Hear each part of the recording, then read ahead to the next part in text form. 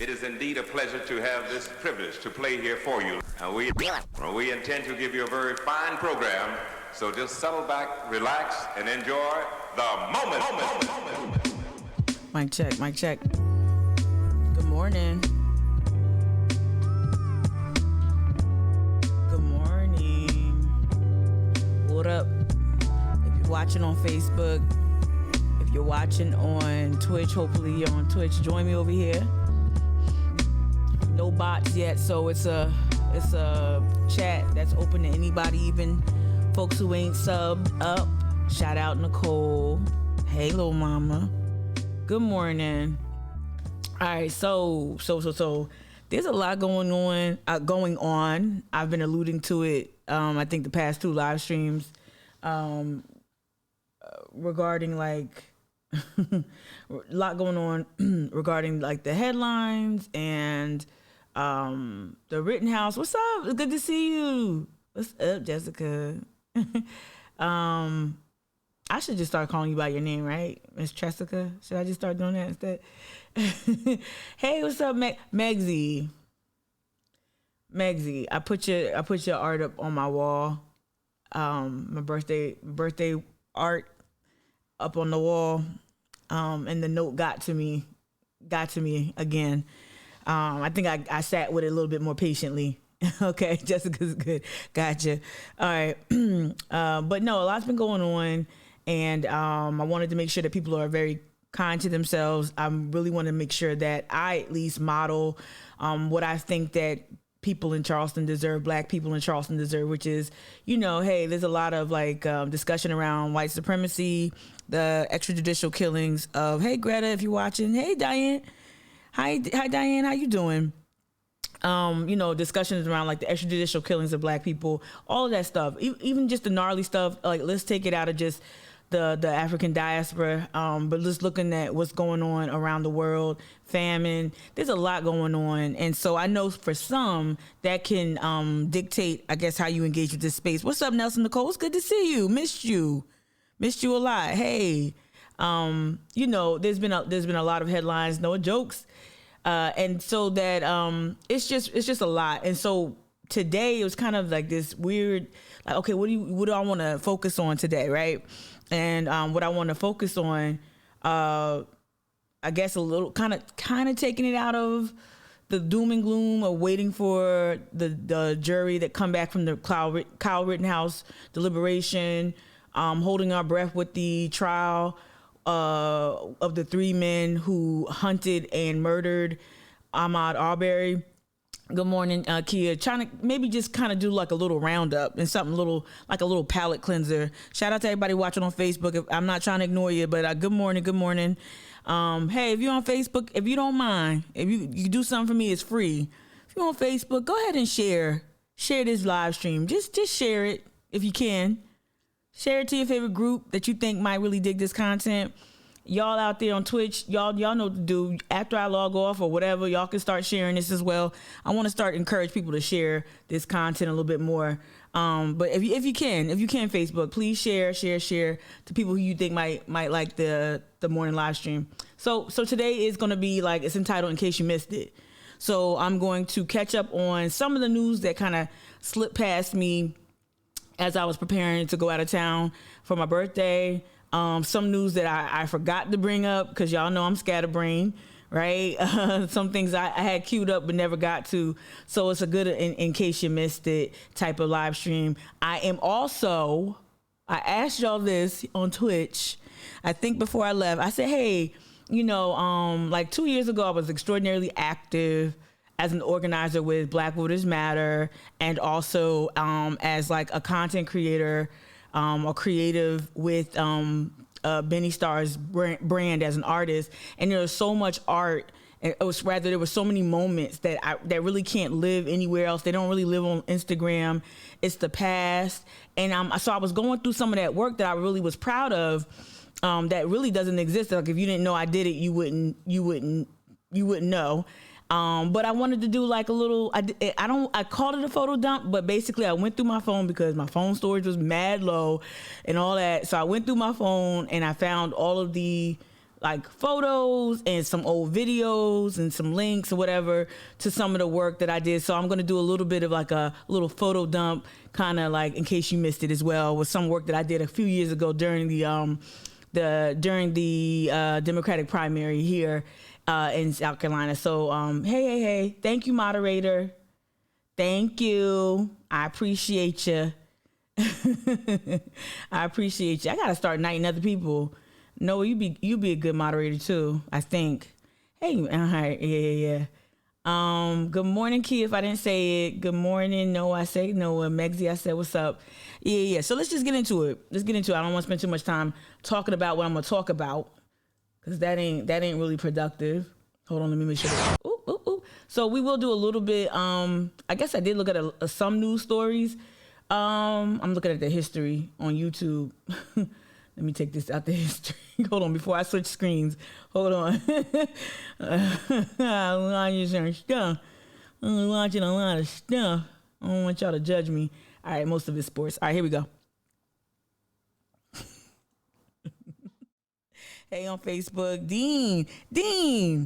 Hey, Dean is my former colleague with Black Voters Matter. Dean, I'm going to be showcasing some of your work. I'm going to try to find some of your photography, Dean, and share it. Kind of do a little, in case you missed it. Hey, did you know?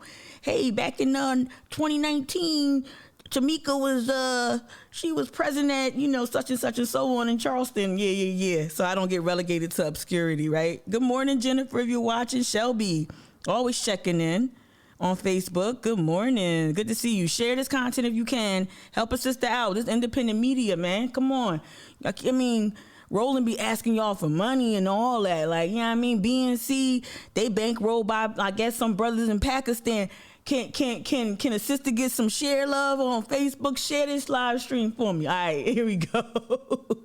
That's my pitch. So, okay, let's hop into one thing I did want to do is look at some things. Like I said, good morning, Michelle. Well, if you're watching, I got a text message from Michelle and say good morning. She's not even.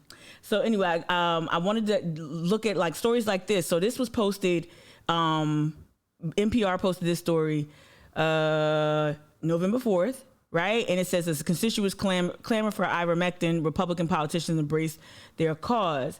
And I was like, okay, this is interesting. And then, because I did a little Googles, I ain't gonna lie, I didn't just happen upon this, right? And then I see a familiar name. Lo and behold, Dr. Annie Andrews, who's currently now running against Nancy Mace for the first congressional district, the first congressional district here in South Carolina. She actually weighed in on the ivermectin thing. So we're going to look at that. One thing I was remiss in recapping was this right here. The New York Times restaurant list 2021. Now, I suspect CVB has something to do with this. I don't know. I suspect the way media works, typically these tourism type things get placed, but I do know that the New York Times has been very critical of the CVB and their CVB and their promoting of plantations, plantation weddings, and so on. So I don't know if the CVB places here, but it was good to see Hannibal's right here, Hannibal's Soul Kitchen on this list. So we'll get into that. Let me see what else we want to do. Oh yeah. Recently, so last week before last. Shout out to the homie. Some producers that were here in town. To film a package for Nightline. I didn't get too much detail, but the producers basically all day hit me up via text, and I just guided them to places where they can get some solid B-roll. Y'all know how much B-roll means to me. So like when they reached out from Nightline, I was like, yo, Nightline's about to film something, and we need these places, some historically significant places for African Americans. And so this was, I don't know if any of my efforts actually helped, but I do believe this is the piece that they were working on, is featuring Queen Cat and some other familiar faces. So this just posted. Shout out to Miss Barbara Gathers, who put it on my radar, because I didn't know when it was going to post or when it was going to air. So shout out to the OG, Miss Barbara Gathers, a native of Back to Green. And a woman extraordinaire. She put this on my radar, so we're going to catch up with this too. But before we do that, let's just go ahead and just do a local news recap. Also, y'all saw, I'm going to read the chat in a second. I see you, D. All right. Also, did y'all see this? I think we can do this. We're gonna swing to Columbia and then swing back locally and then hop into the In Case You Missed It. Did y'all catch this? Mayor-elect Daniel Rickman right here. That's right, Mayor-elect Daniel Rickman. Daniel Rickman edged out Tamika Isaac Devine, and this is his reaction. It's a 2-minute thing. We can watch this. It must feel good to hear someone say that. It's something I'll have to get used to. You've been smiling ear to ear all night. How does it feel to be in this position right now? It's just exciting to be here tonight with all the supporters. My family, my daughters flew in. It's just an incredible feeling to hear the energy in the room. I mean, you can't help but smile. What would be your message to voters that voted for you this second time round? Thank you. Thank you very much. Thank you for coming out. Thank you for supporting us. Thank you for being with us on this journey. So when do you take seat, and what is going to be your first? It was a narrow victory. Let's see if we can get us a recap of the race, because it was a narrow victory. Tamika Isaac Devine, I believe, came in with 48% of the vote to his 51%, I believe. So here's the election loss. Let's see if there's anything that encapsulates that shows you. If not, I'll just hop out. She concedes right here. Okay, let's watch this. Welcome back. Unfortunately, we continue to have some technical issues with our live shot with mayoral candidate Tamika Isaac Devine, so we will not be able to bring that to you live. However, she did meet with supporters earlier tonight in conceding the race. Take a listen. I am so proud of the race that we ran. Yeah, me too, KCJ18. Good morning. Our vision of a more inclusive and equitable Columbia may be delayed, but it is not gone. Like, I haven't gone into great detail because I don't necessarily know how relevant it is, because no politician, just like money, right? There ain't no such thing as clean money and dirty money, right? We know that in capitalism. There ain't no such thing as clean money. I kind of feel that way about, hate to say it, I kind of feel that way about elected officials. I kind of feel that way about politicians who've been in office for over a decade or 20 years in the public sphere, right?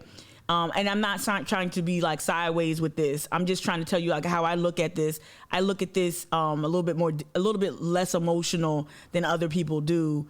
So what I'm trying to say is that I know Tamika comes with her baggage, and folks who are not necessarily as enthusiastic about her probably will go on and on about that. I just haven't seen the value in that, because they all come with their dirt, unless it's something really like untoward. But I will say this. Just speaking as a black woman, just as an observer, just as someone who's had conversations with other women who are aspiring to office, other black women who are aspiring to office. We heard Crystal Matthews kind of talk about this a little bit right here on the mic'd up hotline. It's really fucked up how black women don't get the support, and you've got to get the support like by pulling teeth, like kicking and screaming. I would just say on the periphery, it looked like Tamika Isaac Devine really came out the gate strong. She was the front runner. And the establishment just was not trying to give her no breaks. And I believe it was a difference maker in the first election, in the initial election. That's just my hot take. I just feel like Mayor Benjamin came after his handpicked, I guess his heir apparent that he selected. He came around after. He came in third. Sam Johnson came in third. Then Sam Johnson put out this extraordinarily lukewarm acknowledgement of Tamika running and a hope and wish in there. Wasn't any type of full-throated, enthusiastic support, nothing dynamic, no video of them side by side. Todd Rutherford came out to address the mailers that went out that vilified Tamika Isaac Devine, but he didn't endorse as well. His ex-wife, the current coroner, Richland County, she came out. She was embroiled in some back and forth shenanigans. Came out in influencer fashion and posted a very beautiful pic of her face with a caption that went on and on and on about some of the shenanigans going on behind the scenes. Don't know. I ain't picking a side on that one. It just was very weird and peculiar for the coroner / influencer to take to Instagram to say what she said or say what she didn't say. I say all that to say, like, this was a really sticky race, and it got even cruddier toward the end, toward the runoff. Hey, Crystal, how you doing? Good morning. And it was just really weird. And I know from what I could see, she just was not getting the same support that you would see. You didn't see the enthusiasm from the male establishment figures. You just didn't see it. And I know that's not a figment of my imagination. I want to validate my perception. And if I'm wrong, I hope someone does correct me and let me know. No. Let me let you know what's going on behind the scenes. All right. Let me catch up with the chat. Right. Let me see. Jessica D. What's up? I know. Dang it. Right. I woke up. I was really hopeful that that we can make history with Tamika Isaac Devine, but this state really does just keep promoting men. Just promote more men, and this is not just unique to this state, but and this is something that I will definitely say. I just seen way more black women in leadership in politics in my native state of New Jersey. So I know that there is a framework to emulate, at least in my little bit of exposure and experience, right? Studying policy at Rutgers, my first job being in Trenton at the State House in New Jersey, working for a black female Secretary of State, Regina Thomas in New Jersey. Seeing Bonnie Watson Coleman come in through the halls of the State House in New Jersey, seeing the black women operatives run the party, see the black women or the brown women in Hudson County run Democratic offices in Northern New Jersey, seeing Democratic women run unions and teachers unions. I've seen black women in power, and I've seen what support looks like, and I've seen people fall in fucking line. I know what it looks like to grit your teeth and suck it up, but get to that camera, smile so big, you're showing all your back teeth. It's like, yeah, I love Tamika. She's the best. Like, I've seen people fall in line, do what they got to do, right, to get to this collective win. And so I didn't see any of those things that are reminiscent of what I was exposed to very close up in politics as I cut my teeth. Good morning. Yeah. Oh, Crystal, you saying it's not in my imagination? Hello. I ain't think so. Good morning, Anna Marks. Good to see you. Good morning. Oh, if Joy's in here, Joy, I don't know if you're on Facebook or here or coming in later. Got y'all's emails. we shall touch on that a little bit. But yeah, this was sad. And to see Tamika's emotion, because you really don't see candidates kind of get emotional when they concede. You really don't. They suck it up. The biggest G that did it, take it or leave it. I ain't the biggest fan of old girl. Hillary fucking Clinton is a fucking gangster. She a fucking gangster. Think about it. She's been humiliated over 20-some years by her husband and by her own bullshit. And she lost to a fucking idiot, right? Sorry for cursing. Hide your wives, hide your kids. But this is spicy. I'm trying to wake y'all up. I'm trying to give you a coffee alternative. But yeah, like Hillary, a gangster, right? You lost to an idiot. You come out there with your purple on, and you come out there with Bill in tow, and you walk the plank like a G, and you take that L. And I'm not saying that that's the preferred response. I'm just saying that you don't see emotion typically, and especially when you're a woman candidate, you're not allowed to cry. That's the other reason why Hillary does that. You're not allowed to show frailty, softness, and if you are soft, can't be too soft, but you gotta be soft enough to be desirable and be married and coupled. Like women have to walk this really weird tightrope. We have to do this really weird dance to convey electability, which really just means they want a man, right? All right. All right, let me just let this play out. Hey, AJ. Again, that's Tamika Isaac Devine, who was endorsed just yesterday by former President Barack Obama and 6th District Congressman Jim Clyburn. But it was... So she was endorsed by Clyburn and Obama. Hello. That ain't easy to get. And I will say this. I live in Charleston. I got the Charleston news media in terms of television. Y'all know I do read the state newspaper. But I ain't see that one. I ain't see no Obama news. I don't know. The nonpartisan race, but you got Democratic heavyweights. We know what time it is. It's a nonpartisan race, but we know what time it is. Charleston City Council is nonpartisan, but we know what time it is with Harry Griffin. We know what time it is with Ross Appel, right? We know what time it was with Carol Jackson. And we know what time it was with Shealy. You feel what I'm saying? Like, nonpartisan, but let's not be cute, right? But I didn't see any. Did y'all see any Obama news in Columbia or like an ad or anything? AJ over here on Facebook, you said in addition to being racial plantation, South Carolina is a patriarchal one. Hello.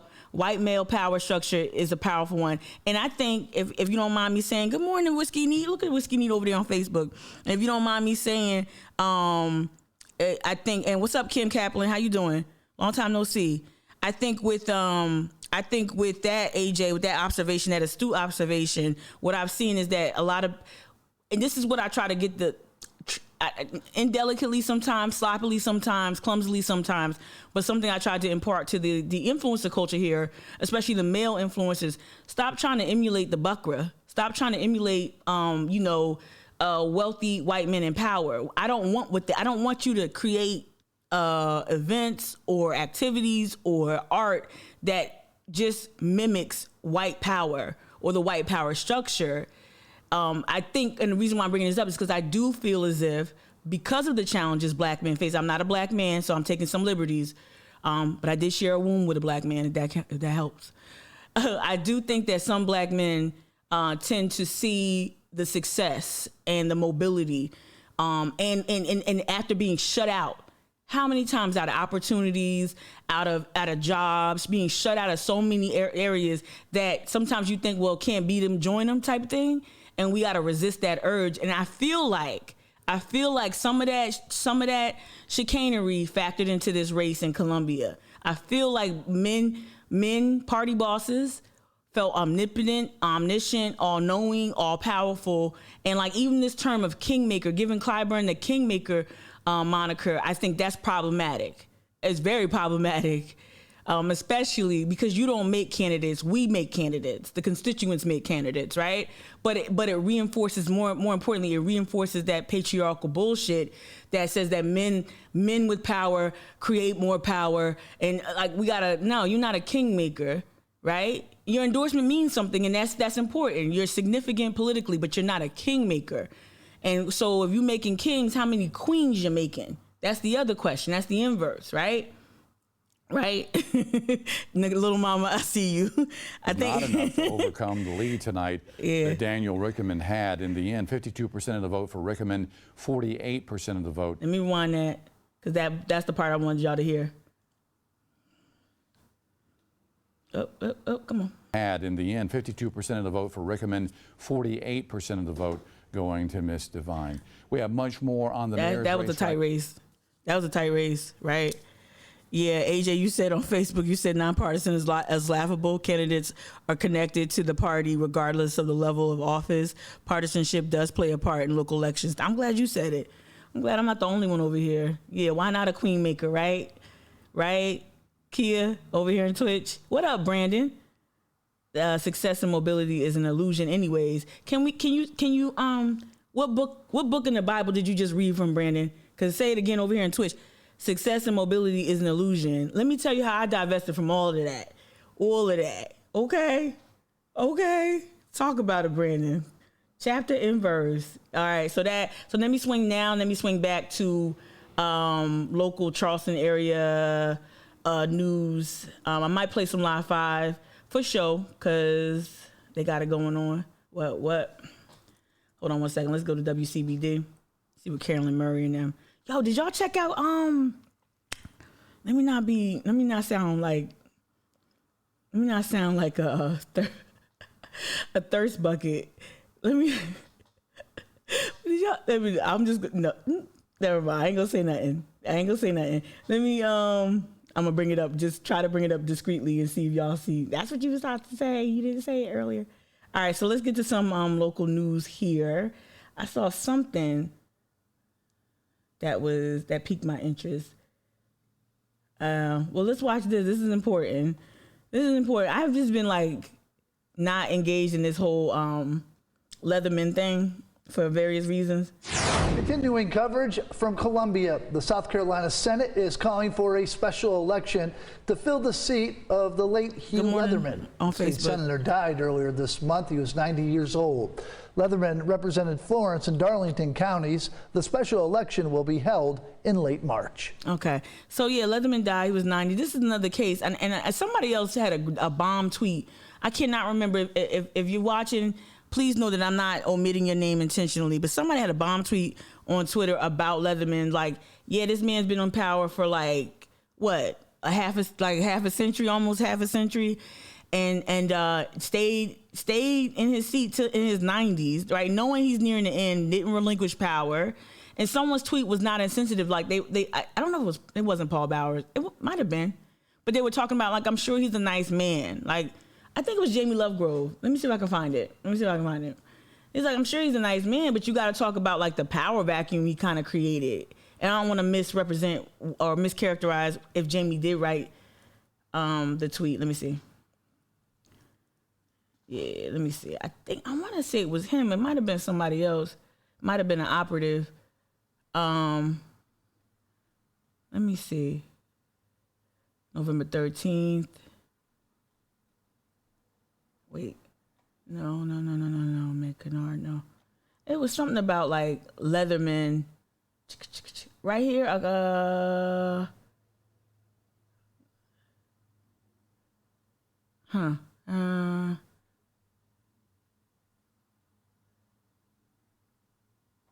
Yeah, let me just read some of these observations from Jamie Lovegrove real quick. I don't want to lose y'all here as y'all watching me like stare into oblivion over here.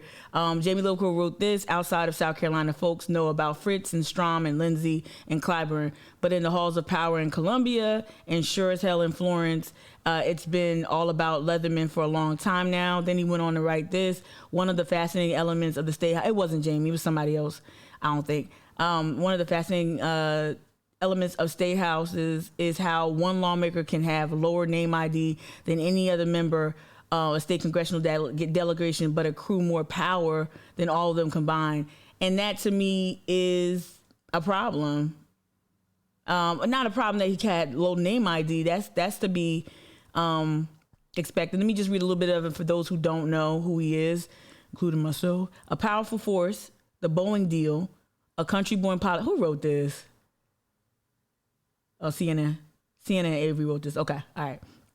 Powerful force, the Boeing deal, a country-born politician who knew the state's finances better than anyone, an arm twist when necessary. That says a lot. He knew the finances more than anybody, but those areas remain very poor and impoverished. State Senator Hugh Leatherman, whose decades-long control over state spending, economic development projects, and infrastructure deals gave him immense power in South Carolina. He died at home early in the morning of November 12th after sustained illness. He was 90 years old. Leatherman had been in hospice since October, so he didn't step down. He was like, that's a shame. That sounds horrible. All right, a state senator for 41 years, y'all. The PD Democrat turned Republican. Say that again. The PD Democrat turned Republican. Let me read that one more time. The PD Democrat turned Republican was known for wielding his might quietly with simple gestures and words barely audible. That means a lot of deals were being made behind the scenes, and a lot of sausage, y'all. A lot of icky,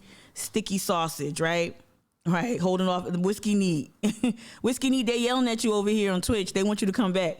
His death marks the passing. Yeah, his death marks the passing. And I'm not laughing on this man's grave. His death marks the passing of an era as the Senate's 5th Finance Committee chairman since World War II. Can y'all smell the mothballs though? Like when someone passes on like this, I just ask questions on like how could it happen? Like how can he 41 years? So yeah, if I can find that tweet, I'll bring it back up. Yeah. So you ask over here on Twitch, they're just going to fill the seat with someone worse. Probably. What's up, Allie? How you doing? Right. You said you don't know why you're not getting the alerts? I don't know if that's new. Shout out to whoever just retweeted my stuff. Okay. But yeah, I don't know. Brienne talks about the chat not loading too for her. I don't know what the experience is for a lot of people. But we'll get to it. Let's hop back over to local news. There was this one case that I wanted to see this real quick. I just wanted to learn more about it, so I'll do it right now. Usually I don't talk about murder or homicide. New tonight, we are hearing from a relative of a woman who was murdered by her boyfriend, according to police.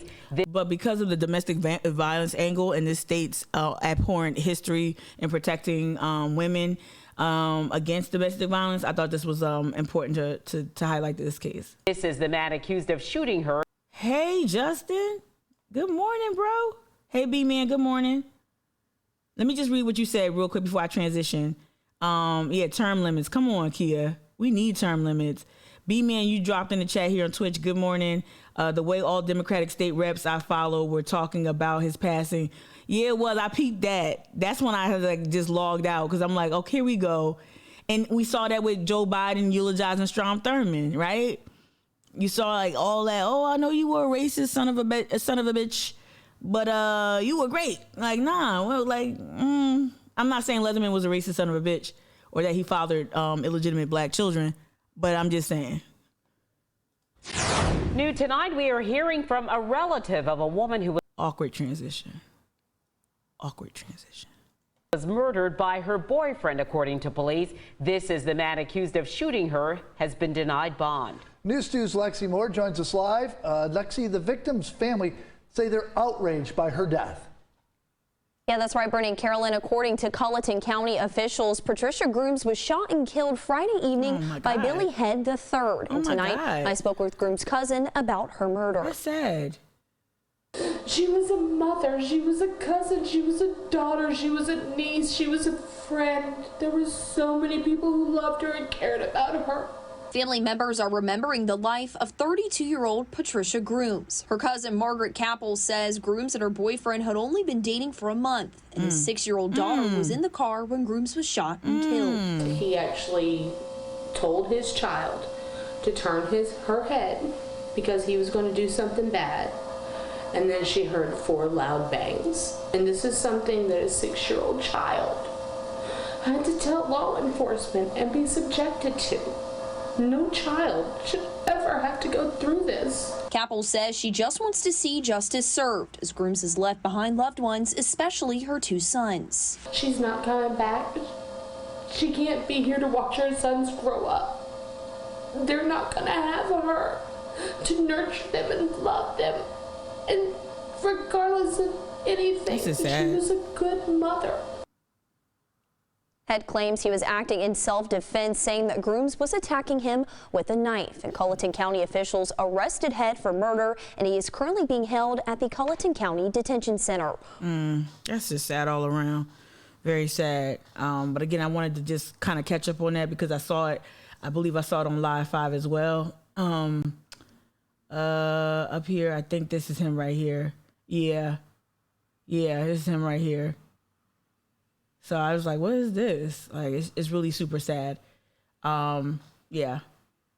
And sorry for the awkward transition, y'all. I appreciate y'all offering up y'all thoughts about term limits, age, relevancy. Bernie over here in the chat, and then AJ over on Facebook offered up, before we left the Leatherman story, AJ offered up power has an expiration date. Even the most effective leaders must know how to develop their successors. Amen.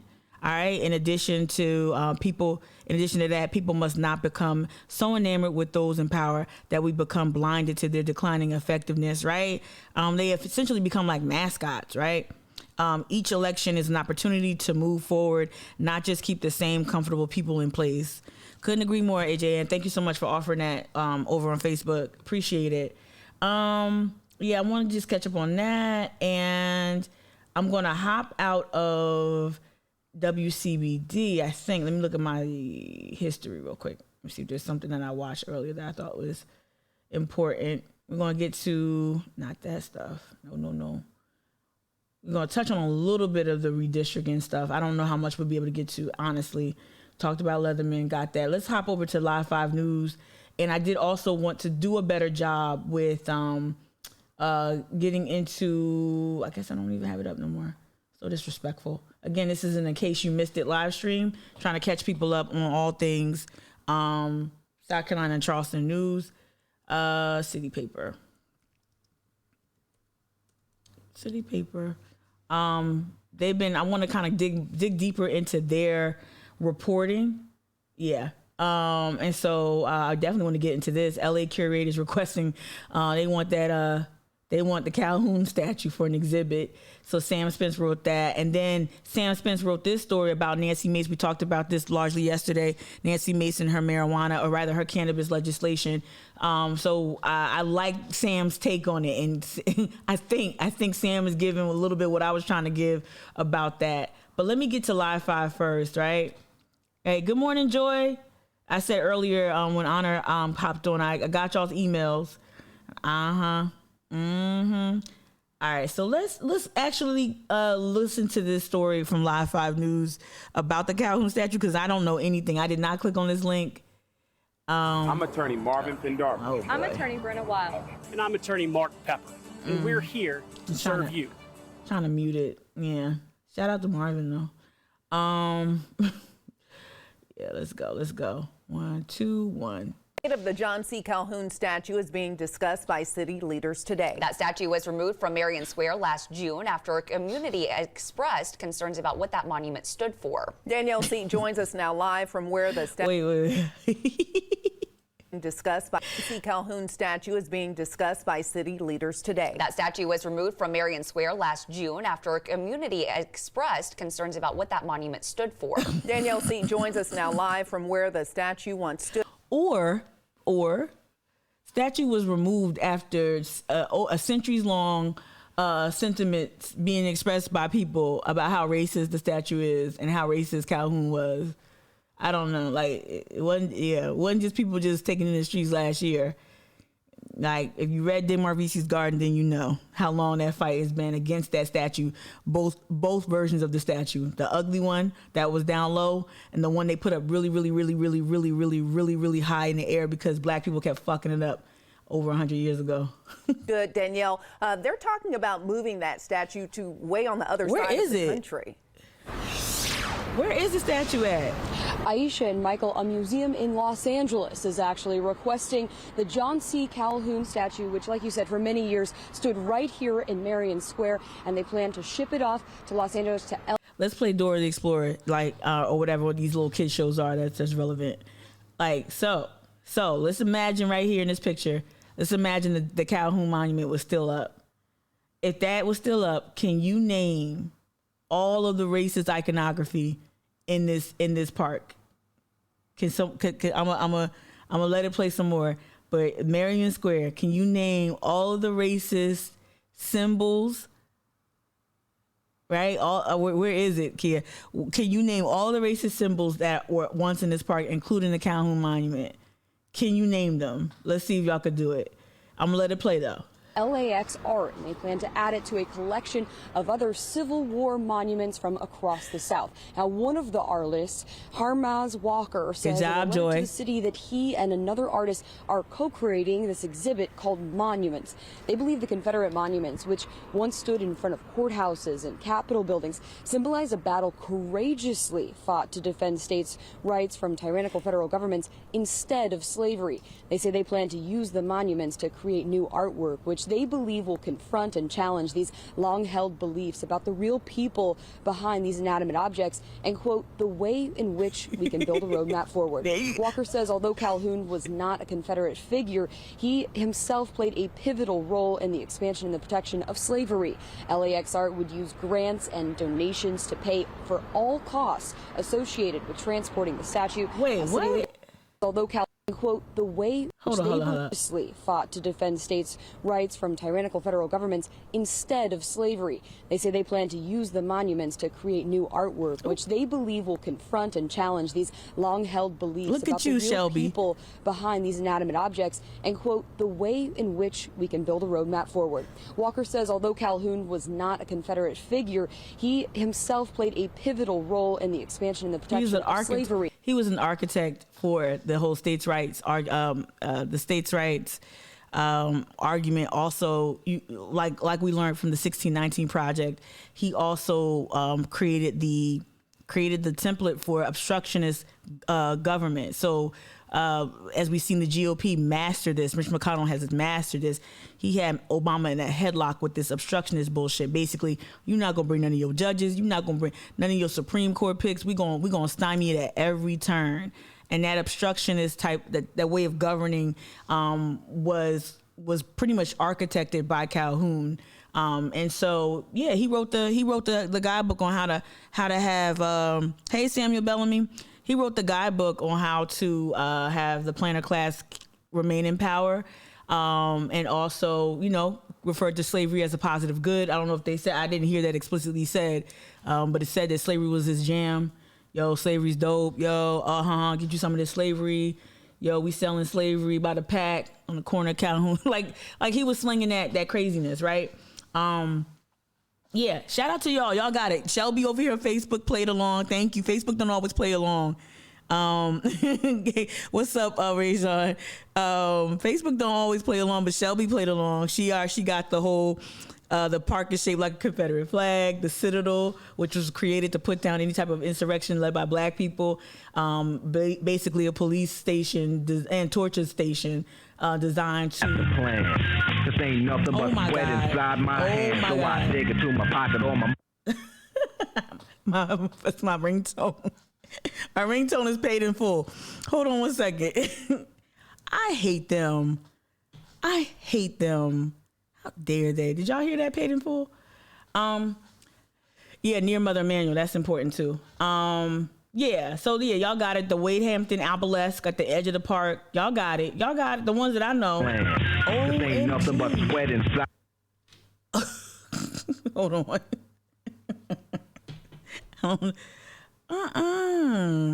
Hold on. Do not disturb. Okay. Sorry, y'all. I knew they was going to call me at 8:43. Anyway. Oh, my gosh. Yeah, sorry. I got distracted now because Paid in Full came on. But, yeah, that's just really weird. So here it is. Museum in Los Angeles, LAX Art. Let's look them up, y'all. Oh my God. It's okay. You know who that was, kid? Since you nosy, I love you. You like me. I'm nosy as hell. I'm a great, neighborhood watch. All up and through here. Shelby, I got you. I'm gonna read your comment next. Yep. Top of the morning, Samuel Bellamy. Samuel, if I didn't say it, like, yo, thank you for the feedback. I really appreciate it. You were very on point too with it. Like super extensive feedback. All right, what is this? I'm like, is this a Confederate museum over in LA, which don't make no sense? I hope they do something subversive with it if they do let it go over there. I hope they do something crazy. Okay, it looks progressive, I guess. Wait, Carl, what? Let me see events. Let me see. Okay, looks like a place I would go to, I think. Huh. Kia, that was the DMV in Jersey. If you wanted to know who that was, calling my phone at 8 o'clock. I'm trying to, the DMV in New Jersey, trying to get something off somebody's license so they can renew their license, aka Left Twix. Still haunted by something in New Jersey. She ain't lived in New Jersey in like 30 years. All right, yeah, that's interesting. I wonder if they're gonna do something subversive with it if they do get it. All right, let's head to City Paper real quick. All right, wait. Wait. Oh, that's the director? Okay, hold on, let me open it up. Visiting artist Hamza Walker. Huh. So part of what I've been working on this week, even though I start my new gig, I'm facilitating this evening for my new gig in Philly. One thing I want to work on this week is securing some interviews. I would love to reach out to this gallery or whatever. I like the website too. Oh, I like that. Y'all see that? I like that. Ooh. Yeah.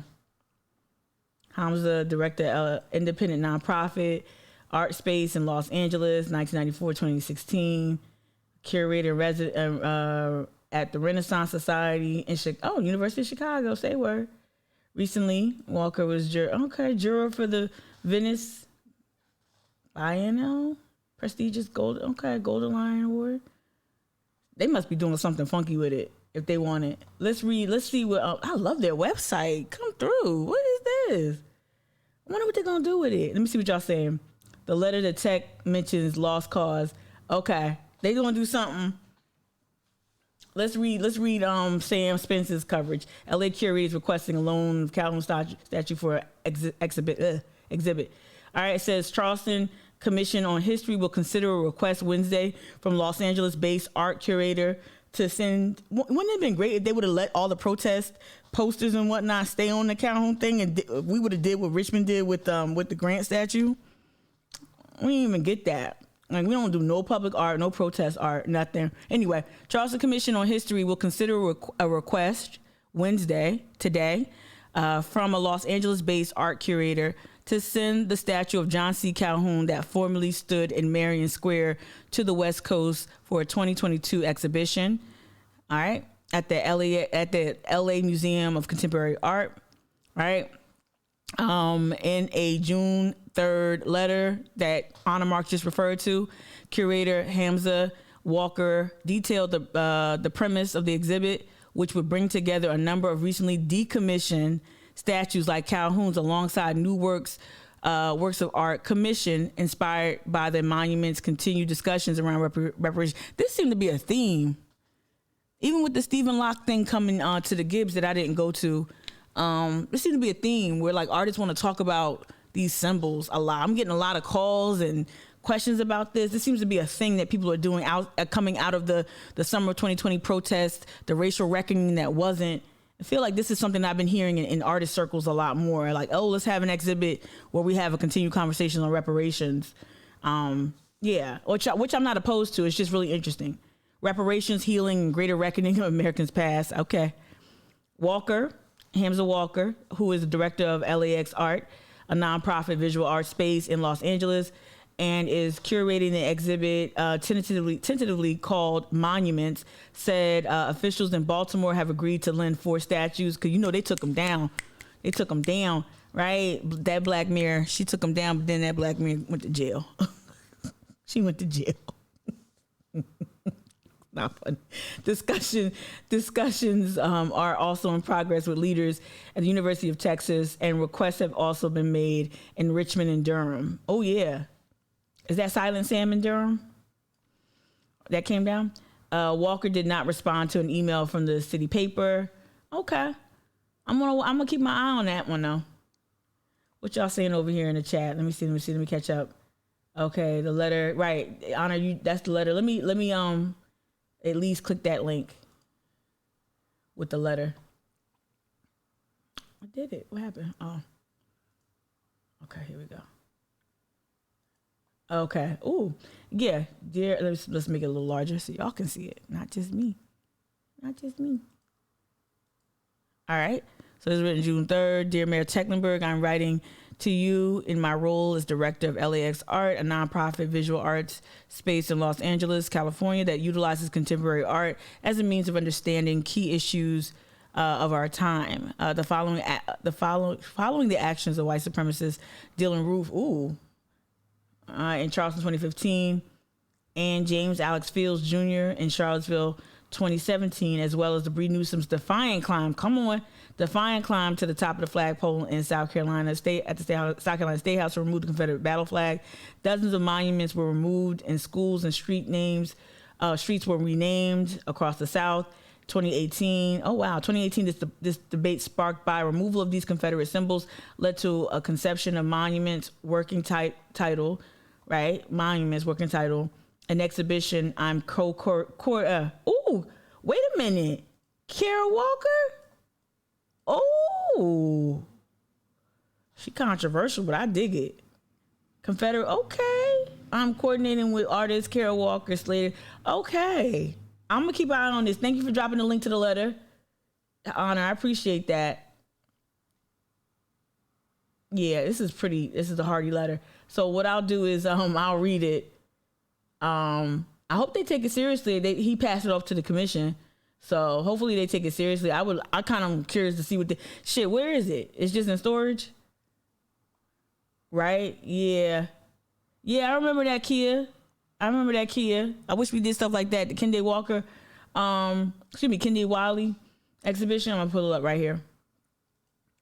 I wish we did do this. This was I remember when this went up. I'll play a little bit of it. Support for NPR and the following message come from Grifols. Tap the play button to hear how Grifols is working to improve the health of patients through plasma-derived medicines. Senior Director of Corporate Affairs, Vlasta Hakes, shares how plasma collected from donors is transformed into medications developed to treat patients. Okay, anyway. Kehinde Wiley painted the official portrait of President Barack Obama that was unveiled last year. Wiley often shows African Americans in the heroic poses of old masters' paintings. His latest work is a piece of public art, a sculpture, and it's sitting in New York City's Times Square before it heads south to Richmond. We sent NPR's Rose Friedman to find out what people think about it. At first glance, the statue, called Rumors of War, looks familiar. At least it does to Lawrence Braybeau and Lorena Rott, who are visiting from Belgium and Spain. Actually, you see these in a lot of cities because there was a lot of war going on in the old days. A man on a horse, a warrior. Usually it's from But the guy 17... has a pullover and Nikes. Nikes? Yeah. Oh, yeah. A pullover and Nikes. While Wiley's statue looks like one of those old monuments, this warrior is young, African American. He's wearing modern clothing. He has dreadlocks. We actually came to Times Square to see this because he's one of my favorite artists. Adam Honore is a freelance lighting designer for Broadway shows. He already knew about the bronze man on the horse, which Wiley's publicity says was made as a direct response to the, quote, ubiquitous Confederate sculptures that populate the United States, particularly in the South, unquote. I'm really kind of taken aback by the way he's looking backwards because it actually is a reflection on how the Confederate statues were built. Wiley's statue was created for the Virginia Museum of Fine Arts in Richmond. In December, it will move there to sit permanently at the museum. This is from 2019. Shout out Kia. It's one of my most favorite events. Like this is what I wish Charleston would try to embrace. Right. Sometimes it's not even about tearing down Calhoun or tearing down the Wade Hampton obelisk or using the Popular Mechanics Guide to taking down these monuments ourselves. Wink, nod. Sometimes it's not about that. Sometimes it's about creating more spaces where Black expressive culture can flourish, can be showcased. Right? It's about almost acknowledging sometimes to some degree, and I don't want to say too much that an artist would probably have to correct, but I would imagine as someone who does dabble in the creative, just creating a space where this type of expression could exist is important. And this is sometimes, and this is temporary. This was temporary, right? But this is amazing, and to me, this is a way to lean into cultural tourism here. Oh, you can't see the video? Oh, wait. It wasn't. It was just. Oh, I was listening to audio, Rajon. If you were responding to the audio, not sure if you can't see me though. But no. Like this to me, if you really want to lean in and commit to cultural tourism, you can do this. And like our story, what Charleston tends to do is put us in this position where our story always begins at slavery. It always begins at atrocity. They don't like to even confront that part. So it's always something really traumatic. It's never really a celebration of that survivorship that I keep talking to y'all about, like Black survivorship, how we were able to, hey Juanita, good morning on Facebook, how we were able to survive and not just survive, thrive, right? We don't really have any monuments or any type of artistic spaces that really help us express that the multitude of feelings and emotions that come with living in this area, living in Charleston, being from Charleston, or having descendants from Charleston like me, right? And so I just really wish we would embrace this, and I think it would be a boon for tourism. This is what I don't get about Helen Hill and the CVB is that y'all spend so much money, y'all sink so much money in lifting up the preservation regime, right? To make sure that these wealthy descendants of the planter class, making sure that they continue to build their riches with these, tax loopholes on these plantations. Then thereby you promote the plantations as destinations for weddings and festivals and pumpkin patches and all that other bullshit, right? The CVB leans into that, but why? And then when they do lean into Black culture, it's always what? It's always food. Typically it's food. Typically it's a Black male chef. Let's just keep it real. Even the ad that the CVB bought for Essence magazine, which is read largely by Black women, they made sure to showcase Black men cooking. So I just really wish that they would actually let more artists, diverse artists, not just Black either, not just Gullah Geechee folk, But we want to prioritize Gullah Geechee cultural expression. I really wish we would lean into that like other cities have, in the interest of cultural tourism, heritage tourism. Now, I know the Gullah Geechee corridor under new leadership or fresh leadership, I'm excited. I'm anticipating some great programming there that does run the gamut, and it's not. So it typically feels like this: either explicitly just stays at slavery, deals with food, or it's extraordinarily scholarly. And I love food. I love scholarship, and I love those things. But we're not just the food. We're not just the vittles. We're not just shrimp and grits. We're not just our oppression. We're not just slavery. We are more than that, right? And I really wish that we would actually create spaces, temporary space. It would have been dope for them to come to artists and not just say, hey, work with the Gibbs on bringing this artist here, because that's some of the conversations I've been a part of, right? I've been party to. Hey, we got this artist, this black artist that does all this blackity black stuff coming to Charleston. We want you to be a part of it. No, I don't want to be a part of the photo op. But if you want to enlist my help to help create spaces or create programming where folks can just showcase abstract art, not just art that's explicitly about slavery. Like, it could be anything. I would love to see a black artist or an indigenous artist or a Mexican artist here in Charleston do something abstract. I would love to see that. Like, it had nothing to do. It don't, at least on the surface, don't resemble anything that you typically would tap a black artist or a brown artist for. I would love to see that. Good morning. Oh, I see the chat over here on Facebook. Good morning, Miss Trudy Lucas. Yeah, I'm talking right. Yes. Sam Bellamy, what did you say over here? You're right. We absolutely have better stories to tell. Even the food, though, right? It's like, this is what the slaves would eat. What exactly, right? Sam, thank you. Yeah, we're more than that. Like, and I think we just, and I'm not saying we need permission, because the art is being created. Unfortunately, a lot of this creative brilliance has to go to Charlotte, has to go to Atlanta, has to go to Columbia maybe, or New York or Philadelphia. Like, the talent leaves because the environment here is not here. But I they would make so much money. I'd still criticize the hell out of CBB, but they'd make so much more money. They'd get much further or whatever, right? They'd benefit from having a very thoughtful black Gullah heritage tourism concentration. And what we tend to do is like, okay, you got the Gullah Geechee corridor over there, separate but equal kind of stuff. Shout out to the new follower, that separate but equal kind of stuff. And I was like, nah, like, this stuff need to all kind of converge like Voltron. Like, stop doing this in but not of stuff where we're gonna let and this is the magic trick they do here.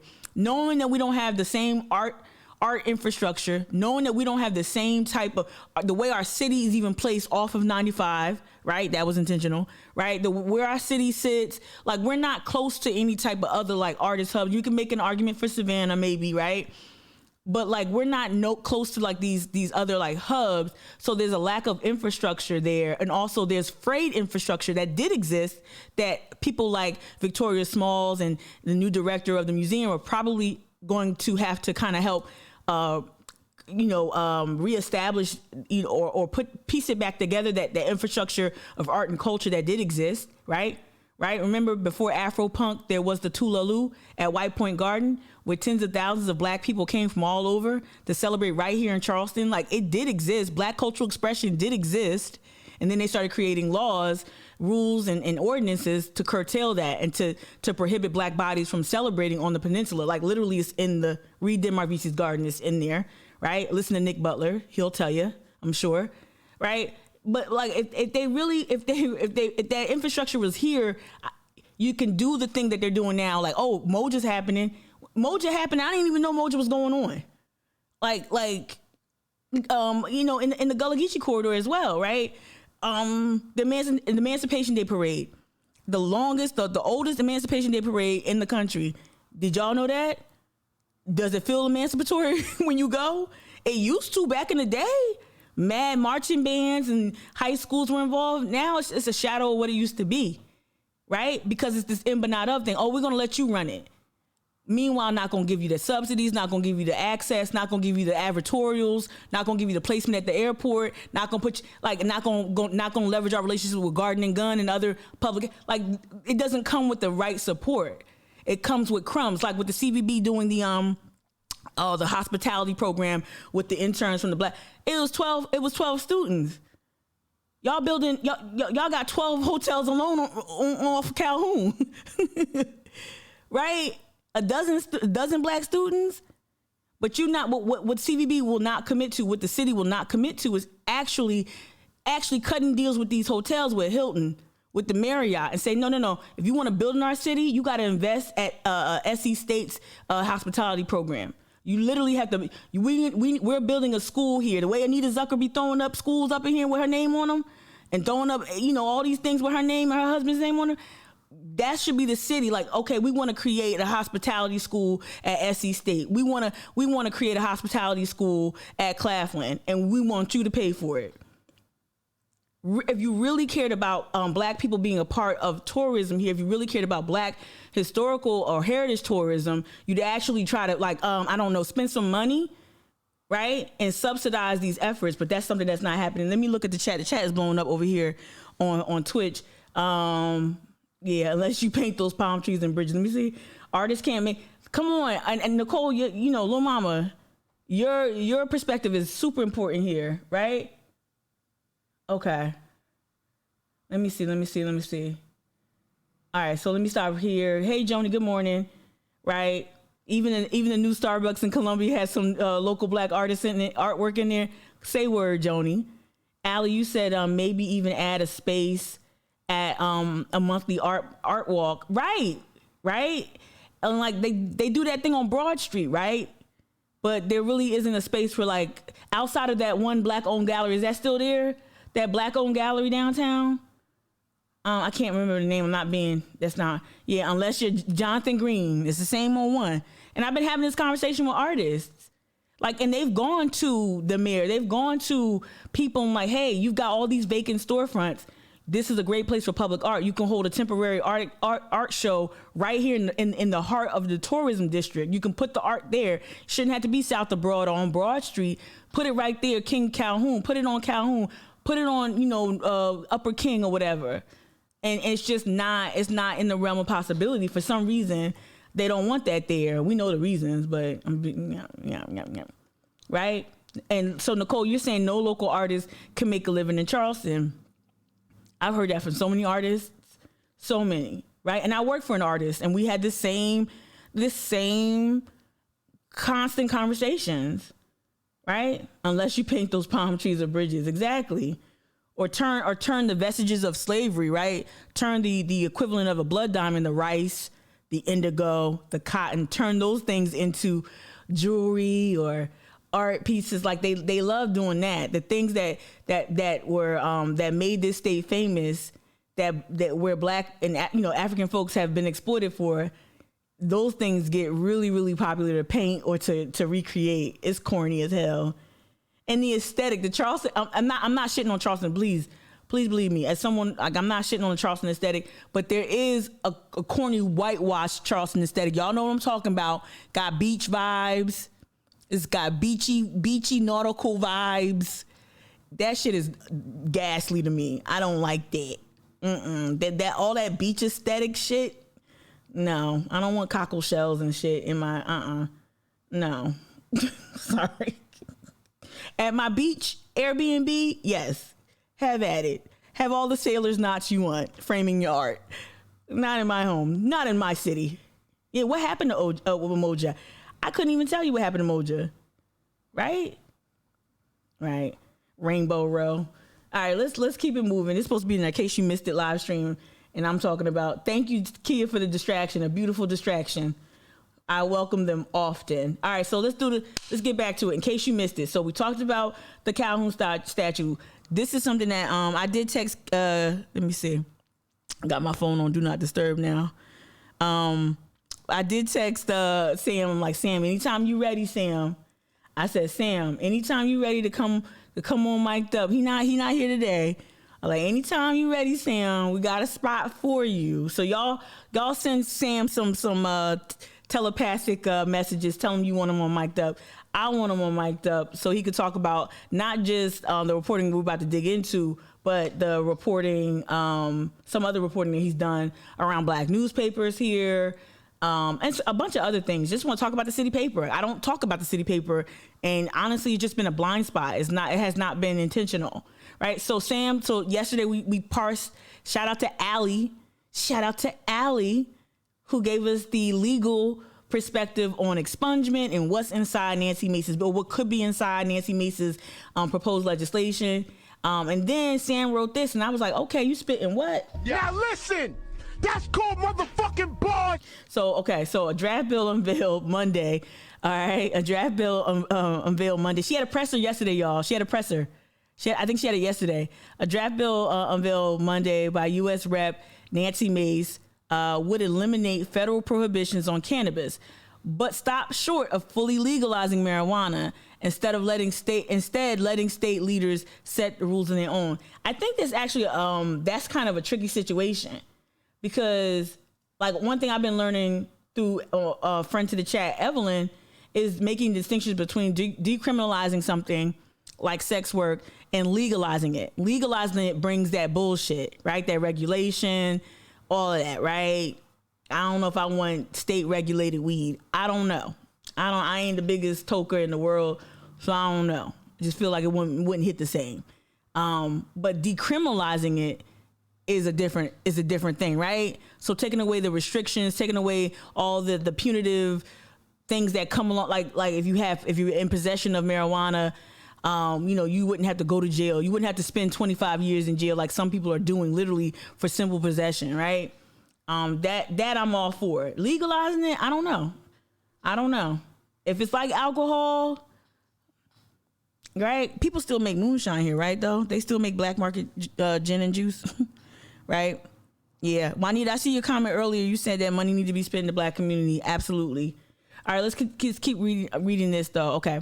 So the States Reform Act unveiled at a Wendy Capitol press conference maybe it was on Monday, is one of the first mainstream Republican attempts to regulate marijuana at the federal level, right? And like at conversation I had yesterday with B-Man, we know that also why Republicans are jumping into this is because they know that they're prospectors. They understand financially what they can gain by being at the forefront of this. And we've seen the Koch brothers position themselves for decades with this, either medical marijuana or marijuana specifically, the decriminalizing of it, and maybe even the legalization of marijuana. We know that folks like the Koch brothers are savvy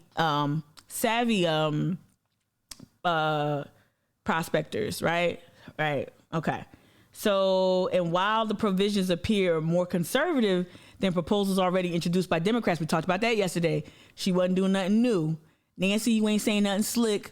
Schumer, Booker was all out there 4 months ago, right? But anyway, so while its provisions appear to be more conservative than proposals already introduced by Democrats, all the bills come as attitudes continue to swing dramatically away from the hardline anti-drug campaigns supporting strict control on marijuana, right? There's widespread control. But I wanted to let me go to Sam's tweet, because I think that this encapsulates, and I invite y'all to please check out the piece. I'm going to keep reading from it. Let me see. And not Sam Coleman from the Warren campaign, not him. Okay. So he tweeted yesterday accompanying right here. It says, with plenty of competing proposals in the pipeline, there's not a whole lot new, in quotation marks, per se, in Nancy Mace's draft bill, other than that it's Republican. See, it's just diet decrim. Diet decrim. All right. But judging by Drew McKissick and the South Carolina GOP's instant rebuke, that's nothing. That's not nothing, right? So we know what Drew is doing. Nancy Mace can say that, she could propose legislation that says all Republicans get $1,000 a month, all right, and like a free and clear income. And Drew McKissick was like, no, we don't want $1,000 a month.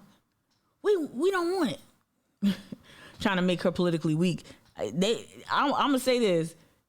Nancy Mace is making it very hard for them to weaken her politically. I think, at least in terms of how she's moving.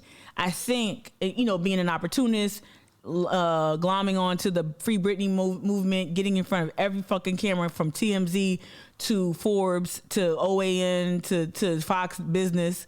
Like Fox don't really fuck whatever Fox. No, Fox. I think both Foxes do. Fox Business and Fox, regular Fox. But yeah, I think the right is gonna have a harder time injuring her politically, because the left with Dr. Annie Andrews, we got the ammo for her, right? So I invite y'all to read this piece. I like it. It's that other side, like how Caitlin Bird covered it for the State. There's that other side to the story that I think Sam offers up. I think Thomas Novelli wrote a sound piece, but again, I'm leery of Post and Courier's coverage of Nancy Mace, given how proximate they like to be to her, and then the space they've given her. We're gonna get to that. Honor Marks and Joy. The space that the Post, like, we got to get to, like, one day we're going to do a whole show on the power behind the Post and Courier, the billionaires who invest heavily in the Post and Courier. We saw how Anita Zucker, she was able to probably pay for that series, the women's, lib movement, whatever series that she did. We see Ben Navarro has invested heavily in the Post and Courier through the Coastal Community Foundation. So we're gonna do a whole live stream, maybe tomorrow, do a whole live stream dedicated to the power behind the Post and Courier, so you understand where my skepticism kind of comes from. That, plus we know historically the Post and Courier was a weapon of the white power establishment. So we know that the vestiges of that leadership is still there, right? Yeah. So, but given that the proximity to Nancy Mace's campaign that the Post and Courier has, I just look at their coverage a little differently. I can't help it. But I think Thomas Novelli did a sound job. I thought Caitlin's piece was a little bit more comprehensive, and I like this from Sam Spence as well. So the whole point of me lifting up these articles is to encourage you all to read more. All right, so let's jump into this. This was a piece, again, in case you missed it. I missed it on November 4th. This conversation about ivermectin keeps coming up. I want to say this. I agree with some of the right wing media sources that say that the leftist media is up to some bullshit when it comes to ivermectin. I will say that. That being said, I'm gonna take the fucking shot. I'm gonna take the shot. I'm gonna get a booster. I'm gonna get the pills. I'm gonna get patches, whatever, drops, whatever they come out. I'm sorry, I'm that girl. Like I'm gonna take whatever I'm just gonna take the stuff Fauci tells me to take.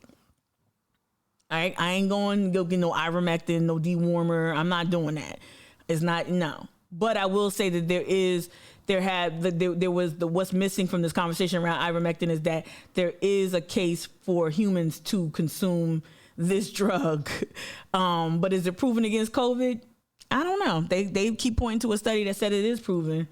But I'm going to take the jab and the boosters. Okay, B-Man, real quick, when it comes to Republicans and weed, let me read you a statement. The Republicans taking charge on federal legalization is sneaky. Everyone smokes, and they'll pick up some support from independents and veterans. The federal bill will likely not include cannabis convictions exoneration.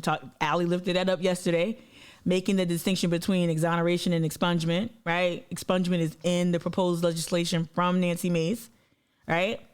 All right, so let me just reread that last sentence. The federal bill will likely not include cannabis convictions exoneration, right? Making it a hard vote for progressives, right?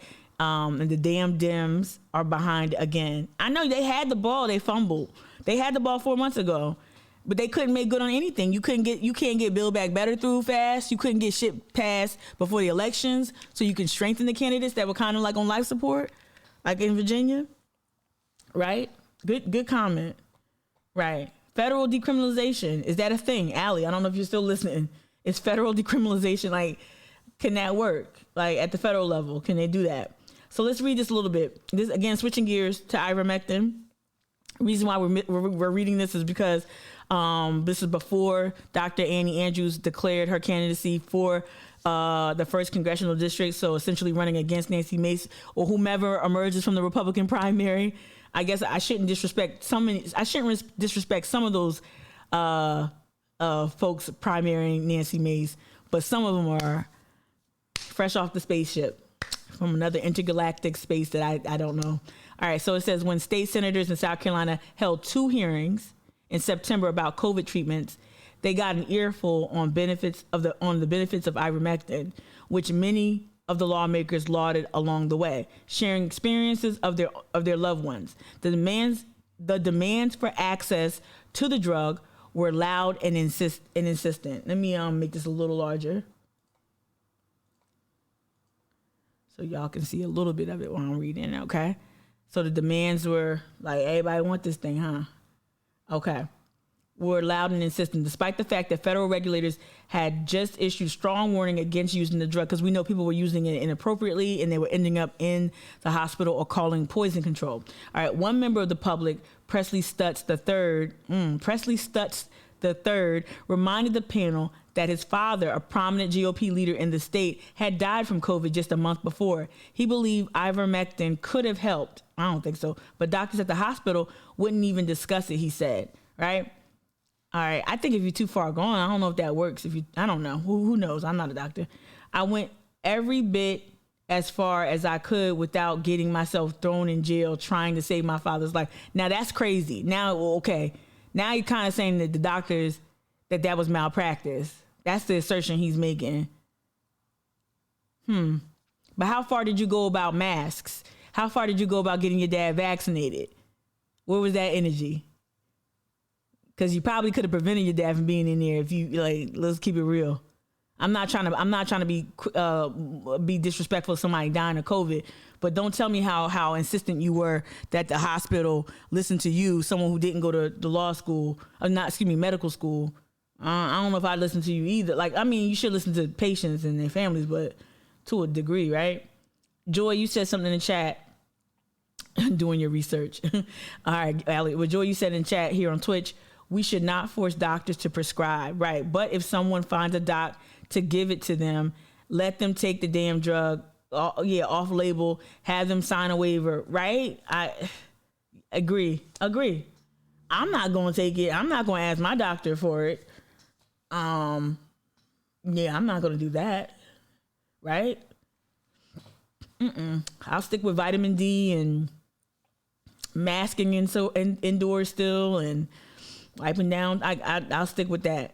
So he said he went very far outside of getting thrown in jail. I hope you went that hard about mask and vaccination with your dad. I hope that was it, right? What's going on here? He asked with passion in his voice. My dad's dead. See, nah, we ain't doing that. And that's crazy how now the right wants to claim the bodies now. Like, now the right wants to acknowledge, like, for years, literally over a year, the right has been so hesitant to even acknowledge that COVID-19 is a real threat, right?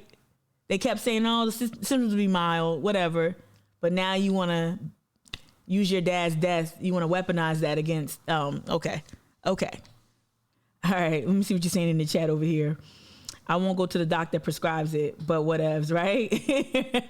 Right? Joy McMaster had a commercial via DHEC push. When? Did he? Yuck. Right. Let's get to Dr. Annie Andrews. Okay. Well, first let's get to this. Let's talk about what it is. Ivermectin is a generic drug that has been used for decades to treat river blindness. What the fuck is that? To treat river blindness, scabies, and even lice. Veterinarians also use it in different formulations and dosages to treat animals for parasite-like worms. And I think this is where the left-leaning media totally just didn't report that. We need to say that doctors have been prescribing this, that it has been treated, humans have consumed this. Like, I didn't know that until I started consuming some more, I guess, like right-leaning news, honestly, right? All right, so after the pandemic began, scientists did launch some clinical trials to see if ivermectin could help as a treatment for COVID. Some of those are still ongoing, but most doctors won't currently prescribe it as a COVID treatment, citing a poor quality of studies to date and 2 notorious preprint studies that were later taken off the internet because they were inaccurate and flawed. Wow, taken off the internet. I'm sure they're still floating around in the QAnon universe. So let's get to Dr. Annie Andrews. And I was just surprised to see her in this piece. Right. So she's right here. Here we go. The doctors, we're skipping ahead a little bit, so if it doesn't make sense, I apologize. The doctors challenged the implied insult that they weren't following best practices. Any implication that any of us would do anything to withhold effective treatments from our patients is really insulting. I just said that, right? The dude was like, my dad is dead. I did everything I could. It's almost like they're accusing the doctors of malpractice. Right. So Dr. Annie Andrews said this. The doctors challenged the implied insult that they weren't following best practice. Any implication that any of us would do anything to withhold effective treatments from our patients is really insulting to our profession, said Dr. Annie Andrews. Right. Professor at MUSC, South Carolina, MUSC, who has been taking care of COVID patients throughout the pandemic. Okay, let's keep going. All right, let's see what else she had to say in here. Let's see if she had anything else to say in here, because I really want to focus on her. This is a good read, though, because I didn't know that South Carolina, like this hearing made it to NPR, made it to the national news cycle. Wow. Yeah, ivermectin interventions become conservative rally cry, for sure. Yeah. All right, I'm going to hop out of that. But I wanted to look that up in case you missed it. Dr. Annie Andrews, before she declared her candidacy for Congressional District 1, she was making news at NPR. Let's swing awkwardly over from ivermectin to the New York Times. This, again, was published at least over a week before I left for Chicago, right? It's the New York Times Restaurant 2021 list. Again, I don't know if this was placed here by the CVB, but nonetheless, it's good to see a Black-owned business, one of the last remaining Black-owned restaurants on the peninsula. It's good to see them mentioned in such a, in a way that hopefully will garner them more business, right? So after a fitful and often grueling 19 months, the nation's restaurants are slowly coming back. So are the pleasures of eating out. But where to start? The food desk dispatched critics, reporters, and editors around the country to find the 50 most vibrant and delicious restaurants in 2021. They're not ranked, but together they reflect the rich mosaic of American dining. All right, from the meddling of Thai curry. Ooh, I had some of that in Chicago. Thai curry and Texas brisket in the Pacific Northwest. The heritage crab rice. Hello. I love crab rice. Heritage crab rice in South Carolina coast to vegan soul food in the East Village. So let's just scroll down and see, in case you missed it, like I did a little bit. I forgot about it. I didn't miss it. I forgot. So yeah, we scroll down here, right? Vitamin C, Joni, I got you. I'm on it. All right.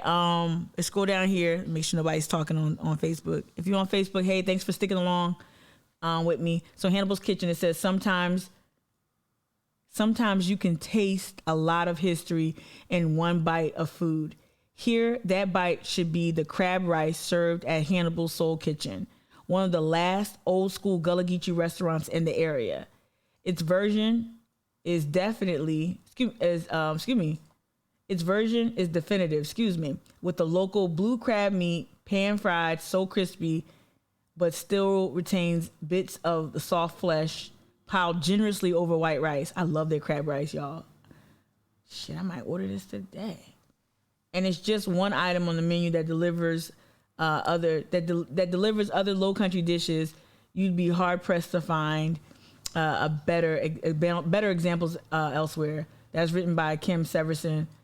I think Kim was collaborated on the piece that I was included in the New York Times around tourism. Hey, what's up? Is it Empress Quet? Is it Queen Quet? Are you watching? Because I'm about to talk about you next. If that's Queen Quet, is that you? Because we about to talk about you in a good way. All right, if you're watching on Facebook, good morning. All right, let's get to Queen Quet. In case you missed it. All right, in case you missed it, this aired on Nightline. I think, I know I'm making myself hungry. Allie, I ate oatmeal, Allie. Oh, it's not her. Okay. Thank you. I'm sorry. I got excited. Sorry about that. It's good to have you though. Thank you. Thank you for watching Mic'd Up in the Morning on Twitch and on Facebook. Thank you. All right. Craving 9. Right. I got up early to eat oatmeal like Allie. I had oatmeal, scrambled eggs, and my inner Italian man. I wanted prosciutto, so I had prosciutto instead of bacon. All right, let's watch this together, y'all. This is from Nightline. They posted this on YouTube on November 12th. In case you missed it.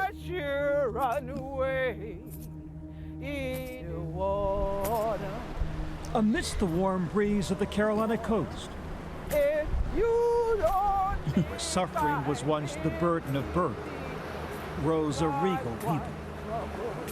They are the Gullah Geechee. And for them, again, I believe these are the producers I was talking to. They were asking me for help with like B-roll locations. Y'all know how passionate I am about B-roll, especially black B-roll. I didn't get a shout out. I don't believe I got a credit, but I think these are the same producers. They were from Nightline, and they were going to do a story on Charleston. And I told them all the places they should go and get some good B-roll. But I think they figured it out a little bit without my help. This land is sacred. The sweetness is that I still can come here.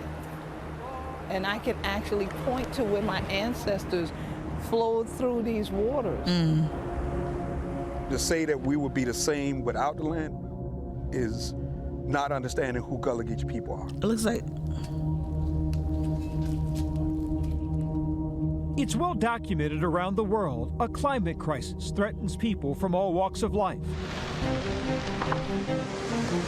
Looks like my stream stopped on Facebook. Global warming. Oh, no, it didn't. Rising oceans, massive storms, stripping away land like never before. I am, But here at home, down south along the buckle of the Bible Belt, little attention has been focused on the risks until now. We have broken records for the last 8-year cycle, record flooding cycles without rain. How much more evidence do people need to say something is going on? I'm gonna say this. This is I love the fact that Nightline did this because finally, like, this is something again that I think where Charleston could capitalize. Hey, if you're on Facebook and you're experiencing interruptions, I apologize. I don't know what it is. I just saw that my video wasn't playing. But if you're on Facebook, come on over to Twitch if you want. But thanks for hanging out with me over there on Facebook. Yeah, the flooding will get worse. Empress Quet, yes. What I think why this piece is so important to show to y'all here on Twitch this morning is because for just like with indigenous cultures, Gullah Geechee folk are caretakers of the land. They are Gullah Geechee folk have been some of the foremost environmentalists, but they're not treated as that. Again, when your culture is only subjugated to culinary baskets, red rice, singing and double claps. When that's the only, and I love those depictions of us, don't get me wrong, but when that's the only depictions of us, right? And when we don't study and find proof of how we took care of the land, how we prepared for hurricanes, how we recovered after hurricanes, how we build entire communities in swamps. That's the maroonage, the culture of maroonage. Black folk fled enslavement and literally built entire communities. The Great Dismal Swamp in Virginia. We had maroon communities here. The point of me bringing that up, we've lived with nature, much like indigenous folk who are native to this area. They also have lived with nature. They knew how to use science and astrology and things like that. Astronomy, things like that to help them take care of the land. And so I really would love to see more. And I know there's scholarship out there that actually depicts Black Gullah Geechee folk, Gullah Geechee ancestors as caretakers of the environment. I really wish we had more of that imagery. So I think that's why it's important that this Nightline show features black people talking about sea level rise, right? Shout out to the Friends of Gadsden Creek as well. The ocean may be coming. We'd have been here and we ain't going nowhere. Tonight, we're on one of the front lines of climate change, with the people who farmed on, bled for, and loved these lands for centuries. It's so important. The Gullah Geechee Nation. Theirs is a dual battle: preserve their past, protect their future. It's dramatic scoring. So we will rise, and we will remain. Uh-oh, my backyard. There's a precise method to growing okra here. Part science, part art. The ingredients are timeless. Add water, sun, sweat, and patience by the spoonful. And faith, lathered on like butter. So what are you growing over here? Rice. Joseph Fields' family have been farming this land for over a century. Fields. Your grandparents were farmers. My grandparents were farmers. Your parents were farmers. My parents were farmers. And now you're a farmer. Now I'm a farmer. Now my grandson, he wants to take over the farmer. I'm the third generation, and he'll be the fourth generation. Come on. All organic, close to nature, close to his heart. You're a Gullah, yes? I'm a Gullah. What's special about this place? What's special about this place? Because we love it, and we by the water. Everybody over here is brothers and sisters. And everybody enjoying the free life, free outdoor life. A free life forged on a graveyard of oppression. These strawberry fields dug where slave houses once stood. It's here where the Gullah Geechee people can trace their history. They're the descendants of West African slaves.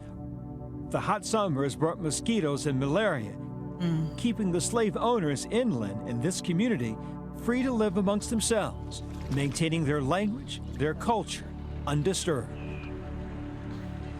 This coastal community is designated by Congress as a cultural heritage See some corridor. familiar faces. Charleston Cayenne, smoking. From Jacksonville, North Carolina to Jacksonville, Florida. Here, hello can quickly lead to a mouth-watering meal. First of all, I don't know when they filmed this segment, and I know I'm not in community with BJ, but damn it, I never get the invite to some of these, because I'm like, what? Y'all cooking, this is a banquet. Please, I bring my own bowls and plastic flatware and whatnot. Man, damn. Especially when he be like smoking them hogs and stuff. Like, damn. Pork, shrimp, okra, and the core of every Gullah meal. May I have some of each, bro? Yes, sir. Rice. In North Carolina, tobacco was hungry. king. In Alabama, cotton was king. In Charleston, South Carolina, Rice was king. Hence the Rice Kingdom. What makes this place special also makes it vulnerable. A life on the sea, a world where ocean rise and warming temperatures have become a generational challenge. It gets hot early, and then the strawberry goes away, the green onions and the collards. It takes more water to keep them going, because being in 90 to 100 degrees is too hot. And you've seen it get gradually worse in your lifetime. Oh yeah, it gets gradually worse. Wow. It's a problem marine scientist and More proud water. Gullah Geechee Albert George has dedicated his career to understanding. What did this area look like 10 years ago? What might it look like 10 years from now, based on climate change? What the reality is it's a lot of change that's going to occur. You seem sad. It's sad because it's a reality that a lot of people don't deal with. It's going to have a disproportionate impact on those people who don't have the resources to mitigate the risk. If nothing is done, I'm afraid a community like this may not really exist 80 years from now.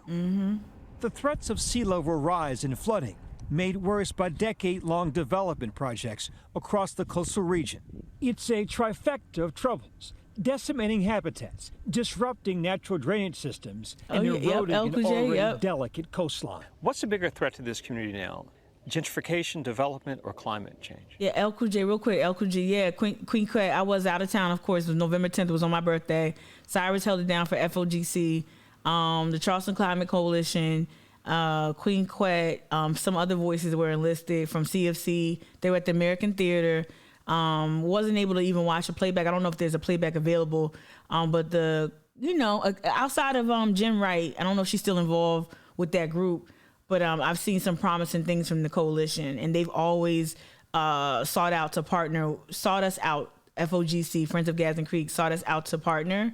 So I was happy to see us be represented there by Cyrus specifically, at the OG FOGC. But I'm glad you were, that was on your radar, El Kujé. I would say all of the above, because you don't have one without the other, right? In the instance of this community, we're currently in a 10-mile community, a community that even without any development was dealing with persistent issues around flooding, risk mitigation around sort of flood inundation. Right. But then if you couple that to high density development, being able to then come into this community, you just took a situation that was bad and made it worse. Put it on steroids. And they won't stop. They won't stop developing. We are just arriving in St. Helena Island, home to the largest Gullah Geechee community in the country. And we're about to meet a queen. 2 hours south of Charleston, St. Helena Island. I want to just acknowledge something. Joni, I don't know if you're still there. I'm talking, Kia, you still there. What you say is this CRT, right? You're so stupid, Kia. But let me just acknowledge something, just because this is the place where we do it. And I'm going to put it here and I'm going to take it off because I've been a victim of some of this. I know people got their opinions about Queen Cat. I know some black people have some opinions about Queen Cat. I've just seen her continuously show up in this space in her own way with integrity. And she's a compelling storyteller. And I think that what a lot of people probably are responding to is how effective she's been at getting some what I feel is well-earned attention. And so I know, and I'm not trying to discredit anyone who have like legitimate issues with like how any of us show up in this space. I think please interrogate the way I show up in this space. Like, please do. If you're black and you're invested in my ascension, please do. Right. But like I have responded because I think I've gone through the gamut, but I've let other people's opinions about her work kind of influence me. And then once I broke free of that years ago, I'm like, she just showing up as her authentic self in this space. Am I into gendered honorifics? No, I don't like to be called queen or nothing like that. But it works for others, and again, she shows it with integrity. I've been privy to a couple of her, more than a couple of her speaking engagements. How she's shown up on Vice, how she's shown up, on pieces like this. I actually found is a lot of value here, and she's really effective at messaging. She's consistent. She's reliable. Trying to get her, she's hard to pin down for an interview. I will say that. I'm gonna send another email, but I don't have no qualms at all. I just want to acknowledge that for some people who were like, I'm like, she doing her thing. Like, and not only that, she's like creating a framework for us all. Like, if we want to advocate, if we want to promote our cultural heritage, we can do it too. In many ways, the beating heart of Gullah Geechee Nation, and Queen Quet, its soul. Born Marquetta Goodwine, the elected leader of the Gullah Geechee people, an Ivy League-educated author and mathematician who travels the country and the world, sounding the alarm on climate change's I don't know, I love credentials. I don't always love credentials, but come on credentials. Impact on the Gullah way of life. I get the sense from people I've talked to that when you talk about climate change in the U.S., that the Gullah Geechee community is ground zero. Oh, absolutely. I always tell people we are the front shoreline of climate change. That's how I say it. Yeah. And the sad thing about it is the other people who are now paying attention to it wouldn't listen when we were talking at first. So Gullah Geechee people aren't just people, they're people and land. You can't have one without the other. Exactly. I always say to people, Gullah Geechee culture is inextricably tied to the land that we weeded the land. And the water bring we, the water going to take we back. So the water that we bloodline. So if you poison the water, you poison the culture. You poison the culture, there's no cultural heritage called Gullah Geechee. So I still farm this. Here at her ancestral home, a 10-acre family compound where she lives with 45 relatives. Pride is a palpable fragrance that fills the air. And this was your great-grandfather? My great-great-grandfather. Great-great-grandfather. Yes. He was a slave at the time. So he had been enslaved. I am struck by how casually you said, my great-great-grandfather bought this in 1862, and we still have it. Yeah. And on both sides of my family, I can say that. It's a blessing. I know it's not a common story. Somebody else in the media said to me one day, I took them to a burial area because, again, our burial areas are threatened by sea level rise and destruction, people coming in trying to build on them. And I took them in there, and they said, well, tell me who's in here. Did you peep that? Did you peep her phrase? She coined the phrase. Did y'all peep that? Let me rewind that. Did you peep that? Great not development. Not development. 62. And we still haven't. Listen. And on both sides of my family, I can say that. It's a blessing. I know it's not a common story. Somebody else in the media said to me one day, I took them to a burial area because, again, our burial areas are threatened by sea level rise and destruction, people coming in trying to build. Come on, Honor, you caught it. And I took them in there, and they said, well, tell me who's in here. And I said, oh, this is my great-great-granddaddy, and that would have been my daddy's daddy, da-da-da, and this is the granduncle, and that's his brother. And I think a lot of Gullah Geechees, a lot of us can do that, and we take it for granted, and that's the unfortunate thing. But holding on to this land is a never-ending struggle. Queen Quet says developers offer to buy her family land from her every week. Of course.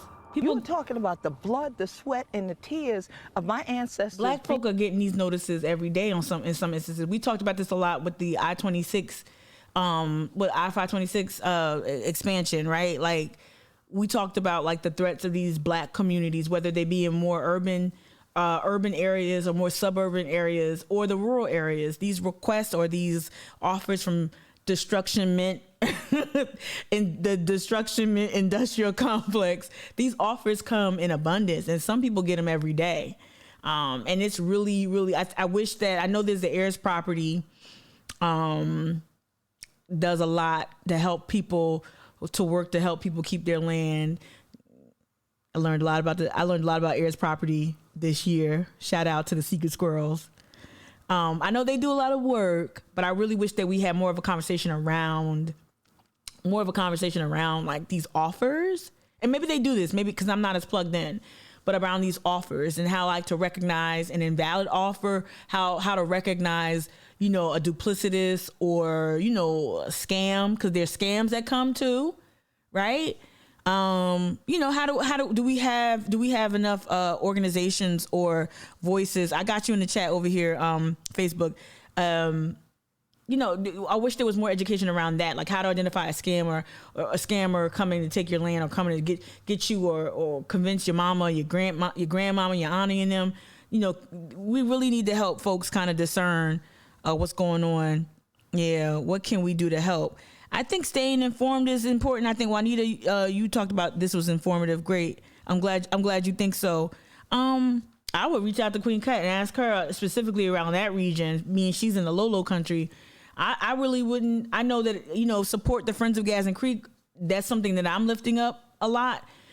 Is Black culture and Black history and Black stories that need preserving.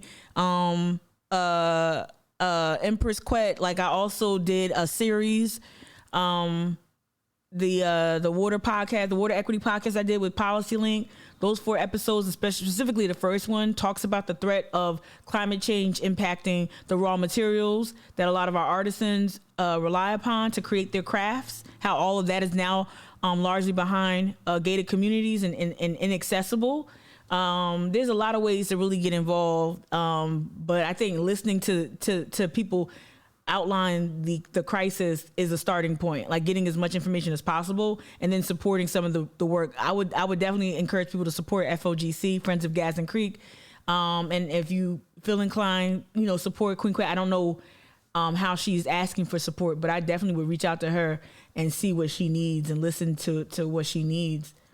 Being in here. When I sweat, my sweat drops on top of their sweat that was already there. So if you say to me, you want to buy my land, you're asking me to sell you my family. So you're telling me put my family back on the auction block? Ooh. After all it took to break down the auction block? That's a good analogy. That is offensive to say. That's a good analogy. Remember earlier, they said that the people in the land are inextricably linked, excuse me. And now, like I've talked about auctions and auction culture and how auction culture, the selling of Black bodies downtown, specifically near the the number of wharfs, not just Gadsden Wharf. There's a bunch of wharfs downtown. There's a bunch of wharfs in Charleston where slaves were kidnapped and brought to. But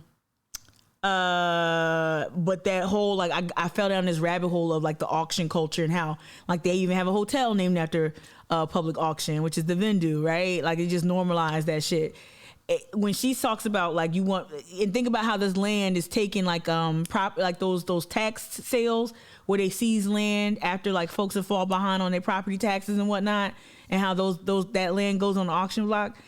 It really makes you think about this practice of auctioning off black people, black property, black home ownership, black land ownership.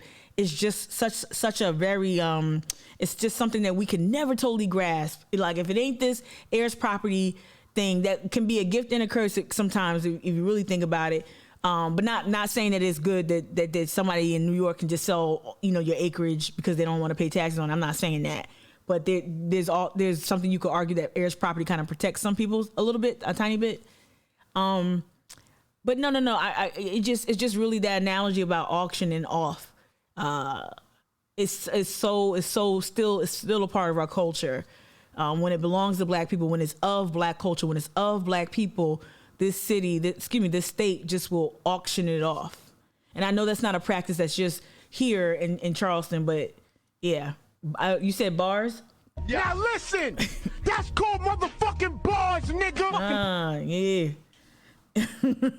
Let me listen to Say the least. You might have been giving Queen Quet the bars, but either way. You're a hell no in that sentence. You got it. There's no consideration. There's no price tag. There's nothing you could give me to say, sell you my land. That's insanity. Yep. I came here in search of a story and found a sermon. There we go. Amen. Hallelujah. And here the scripture is science, measurable evidence. Climate change is threatening to do what slavery and Jim Crow could not. We had too many 100+ degree days. So heat island effect has now hit the sea islands. And that has threatened our food security. And that's climate change. And that's climate change. When we come back.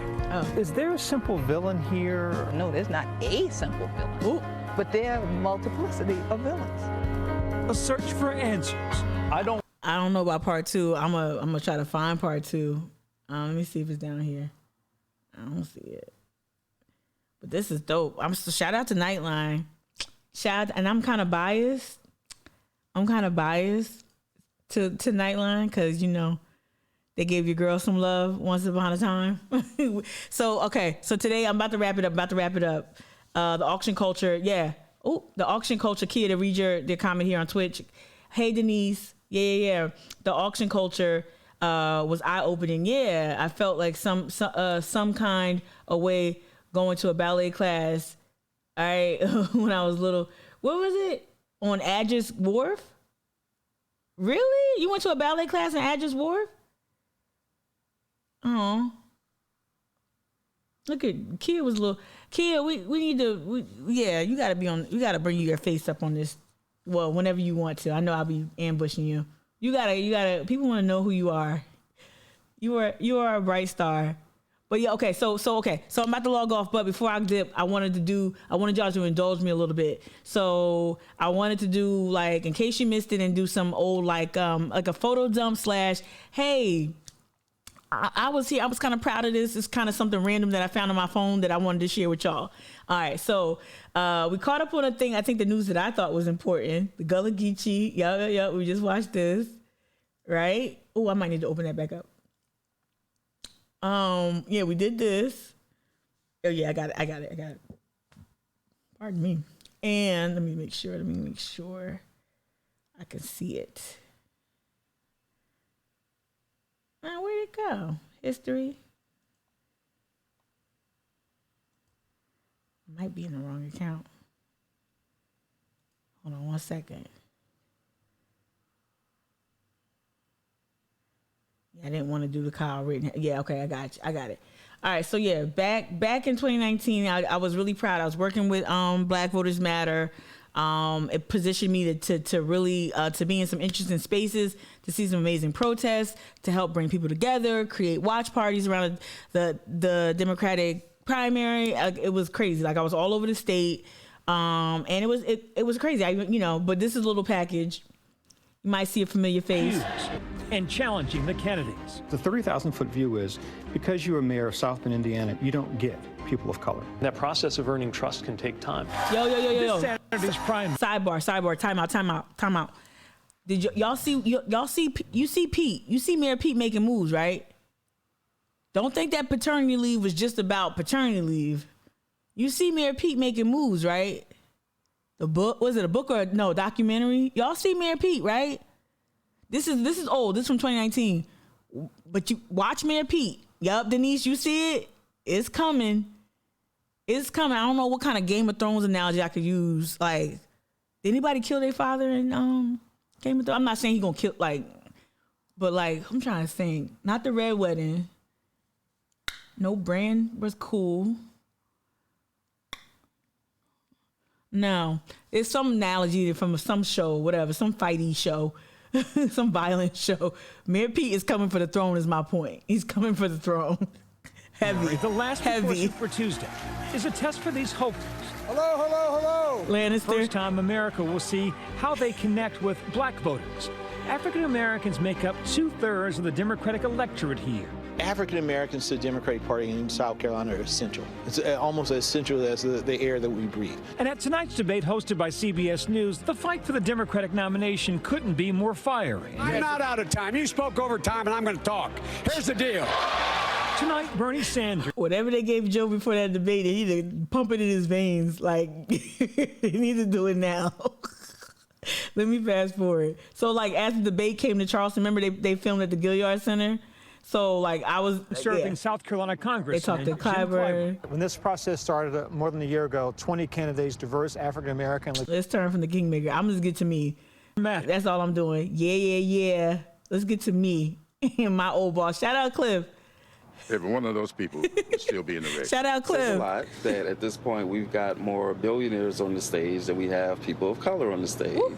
Cliff Albright is the co-founder of Black Voters Matter. That's my girl. Look at Friends of Gas and Creek. Look. So basically when I was working there, Cliff, so my job was to around this time, my job was to do outreach, whatever, but to also create events where we can engage with voters, with black voters, black communities, right? So I was like, yeah.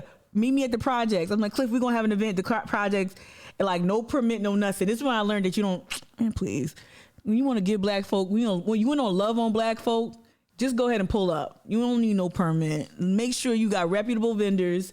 Shout out to Nashonda. She was the plug, Nashonda Hunter. And I was like, Cliff, we're going to pull up at the projects. We're just going to set out a table and we're going to pull out and we're going to knock on these doors. Shout out to my homie, Brian, right there in the cap. He's the guy that was on the first episode of the Water Equity podcast that I did with Policy Link. Cyrus is here. Cyrus helped bring some people to the cookout. That's my girl, Brittany. She's since left Black Voters Matter. That's me right there, of course, and that's Cliff. But we had fun this day. This was fun. A group that's focused on engaging African-American voters. Black Voters Matter is one of the few groups that actually focuses on the black belt. Going on bus tours all across the South. Now they're here in South Carolina. We're kicking off our tour here in Charleston, ready to hit communities to help people get prepared for the upcoming primary. We travel with them to what's affectionately referred to here as Low Country. Towns like Bluffton. A local group is hosting a strategy session. All these things that happen, people lost their lives. This was fun. I'm not here to give you any answers. To your problems. Let me tell you what happened here. So y'all saw that? Y'all saw I was in the room. That part was fun. It was multicultural. This church was super hospitable, except for one lady, whatever. The one OG, the queen mother of the church or something like that, or the queen mother, the trustee, she holds some kind of position. Oh my goodness. Look. I do believe in older people hazing you. I do believe in paying your dues to the older generation. I do believe if they tell you to hop on one leg, bark like a dog, bark to a degree. It was a hating ass old lady though. She cut my mic 5 minutes in, and she was mad from gate. She was mad that we brought the bus. She was mad that we brought Nightline. She was mad that we brought free stuff. She was just mad, and she literally cut my mic. She's like, "Oh, we're out of time. We got to get out of this church, and it's your church." I I never called an old person a hater before. This lady was a hater. She just hated young people. It was crazy. I'm like, we helping you out. We putting you on Nightline. And we got the clearance. Like, it ain't like we just showed up to this. This was me working for over 2 weeks. Like, this was me driving from Wamala down Buford and Carlton. Like, it wasn't just, we rolled up. They knew it was coming, and she cut my mic. It was so fucking funny. I had to laugh because I was on Nightline. Hosting a strategy session. All these things that this was fun. People lost their lives to vote. And I'm not here to give you any answers to your problems. Cut. Because you already have them. Cut. I know that black folk aren't a monolith, and so it's important to create those relationships where we can explore that complexity. The next day, up the East Coast, they're back in Charleston, hosting a community event. Cliff says their campaign is about empowerment and encouraging voters to look critically at the candidates. It's fear. We're basing our preference on who we think white folks will vote for. We are fearful of what could happen if we pick the wrong person. Did you hear that? We can't be voting like what white people gonna vote for? It's fear. We're basing our preference on who we think white folks will vote for. We are fearful of what could happen if we pick the wrong person and we're not able to beat Donald Trump. He's critical I got some tea like on Mike that one. Bloomberg, Joe Biden, and Pete Buttigieg, who he says haven't demonstrated that they truly care about communities of color. If you don't have a track record of engaging on these issues, right, then, we can't even take you seriously. So, James Island. All right, so we're gonna transition out of this. Again, this is just like some stuff I'm sharing with y'all. But yes, you saw Mayor Pete was on James Island. The best campaigns running. Jazz, you over there? Hey, what's up, New Harlem? What? Vanity. Wait, Vanity. Oh, Vanity, I was about to play you next. Vanity, yo. Vanity got to join us on the live stream. We gonna get to. So yeah, you saw Mayor Pete though in James Island Church. Y'all saw this? On Sunday morning at First Baptist Church on James Island, Pete Buttigieg is here. Best presidential campaigns in the state. Vanity, don't go nowhere. Vanity, don't go nowhere. The best unless you got to go to work. The best campaigns in the state. My best run ones like running on all, like clicking on all cylinders. Not most effective, not the one I voted for. I'm Team Warren, right? Jazz, you was Bernie, right? Mayor Pete's team, like national team, and the dictates that they sent down the order. Shout out to Tiffany James too. Mayor Pete's team, professional. I told them to go to a rally, go find this one girl. They found her in a crowd. Like, they just found her out of hundreds of people, took a selfie, showed me, sent me. I was like, and it wasn't just that. It was constantly like listening. Y'all, I already told y'all about the story about how they used my picture with me and Mayor Pete for the Blacks for Pete Facebook page. And I'm like, hold up, I'm Team Warren. But no. But it was funny. It was a really, really good team, well-run team. All right, so that was some of the stuff we did after that lady cut my mic at the church. Then this is what I wanted to show y'all. So Vanity. So this is something else that I'm proud of. So as I was working with Black Voters Matter, what would happen is, so this is Latasha or like any of the comms people oftentimes would have these like press requests, right?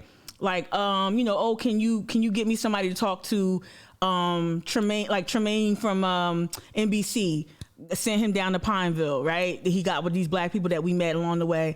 We need panelists for CNN New Day, right? And I was like, say less. So I sent them a bunch of names, but they picked two. They picked Vanity and they picked Benny, right? And this was so much fun. I'm gonna play a little bit of this and then we're gonna get to the behind the scenes pictures. This is the latest Washington Post poll among Black Democratic voters, and Joe Biden leads the charge by more than 2-1. Why do you think that Joe Biden is so appealing to Black voters? To be simple, to be honest, this is so funny. Biden is the person I think that will pull in white voters, black voters, men, women. I'm getting to Vanity. He's that candidate. I also believe that he brings the confidence. Shout out to Jennifer. Jennifer's a real one too. She was amazing. But Vanity, when I tell you, I was so happy they chose Vanity. When I tell you, red light performer, Vanity was like, I was mad that half the stuff she said ended up on the cutting room floor. Like, of foreign policy to the table as Jennifer well. was great. Electability, being likable amongst different demographics and different age groups. I think that Joe Biden has been very good at reminiscing on the Obama administration and his tenure in the White House then. So I think it's largely dependent on the electability that he has. Okay, don't let her respectability that she done so well, don't let that fool you. She cut up now. She cut up. So I wanted to hop over to what I want to do. Let me switch over here. I didn't get nowhere near the redistricting. Thank y'all for hanging with me. Hey, Rainique, how you doing? All right. I know some people don't want to watch my live stream because I give them shout outs when they watch. It's all good. Hopefully people don't mind when I shout them out. All right. So Vanity, we're going to play a little bit more because Vanity did really good, right? So yeah, I created this. Yeah, here we go. Cause my phone is too full, right? So like I woke up, you so grateful? I'm grateful. So Vanity, don't get mad. I'm about to share some pictures. So I was there. So I drove up. I didn't fly up. Vanity and Benny and them got flued out. And they got a nice swanky hotel and all that stuff. And I just like, what did I do? Did I drive up? I think I did. Yes, I did. Right, and like Vanity, this is the kind of treatment you get when you go to CNN and you get flued out. They give you hair and makeup. You so pretty. They give you hair and makeup. Even the dudes, right? And so we were behind the scenes. We met what's her name, Allison Camerata. I just was behind the scenes, losing my shit, cause yeah. Like really, this is just a second. So yeah, we were all behind the scenes. Let me try to like make this more of a gallery. This was fun. This was a fun day. It was a lot of hard work for me, right? So this is Vanity. I forgot my lady's name right here. She actually worked with Black Voters Matter too. He's an artist in Colombia. Y'all might know him. Joni, I don't know, you might know him. Allison Camerata is really tiny. Jennifer was a sweetheart. I got to link up with her when I came back.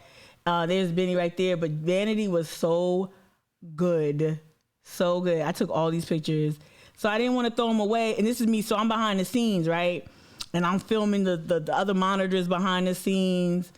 And like, I want all the panelists to do well, but I got my eyes on the 2 panelists that I got on there. So it was just a lot. It was a lot. And then walking in through, let me get out of here.